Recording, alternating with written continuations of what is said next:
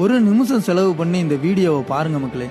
யாரு மக்களுக்கான தலைவர்கள், எது மக்களுக்கான ஆட்சின்னு புரியும். சிவகங்கை மாவட்டம் திருப்பத்தூர் பக்கம் முறையான லைசன்ஸ் இல்லாத கல் குவாரியில பெரிய விபத்து ஒண்ணு நடந்திருக்கு. சுமார் 450 அடி ஆழத்துக்குள்ள 6 தொழிலாளர்கள் சிக்கிட்டாங்க. 5 பேர் மண்ணுல புதஞ்சு இறந்தே போயிட்டாங்க. ஒருத்தர் உயிருக்கு போராடிக்கிட்டு இருக்காரு. அந்த பகுதியை சேர்ந்த அமைச்சர் பெரிய கருப்பன் சம்பவம் நடந்த அன்னைக்கு ஒரு 8 கூட போய் பார்க்கல. அடுத்த நாள் பேருக்கு போய் தலைய காட்டிட்டு ஆய்வு பண்ணேன்னு கதை சொல்றாரு. இந்தியாவை காப்பாத்த இந்தியா கூட்டணிக்கு ஓட்டு போடுங்கன்னு ஏமாத்தி ஓட்டு வாங்கின அந்த தொகுதி எம்பி கார்த்திக் சிதம்பரம் எங்க இருக்காருன்னு இப்ப வர தெரியல. கள்ளச்சாராயம் குடிச்சு செத்தா 10 லட்சம் கொடுக்கற அரசாங்கம் குடும்பத்தை காப்பாத்த குவாரிக்கு வேலைக்கு போனவங்கள கண்டுக்கவே இல்லை.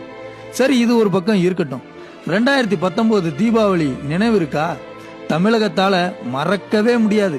ஒரு குடும்பம் தங்களோட சொந்த பயன்பாட்டுக்காக தோண்டின ஆழ்துளை கிணத்துக்குள்ள அந்த குடும்பத்தை சேர்ந்த குழந்தை விழுந்துடுச்சு.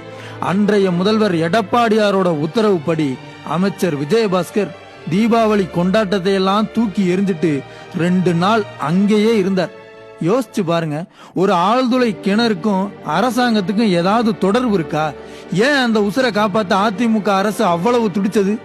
அதுதான் மக்கள் நலன். மாறா இன்னைக்கு கொஞ்சம் யோசிச்சு பாருங்களேன்.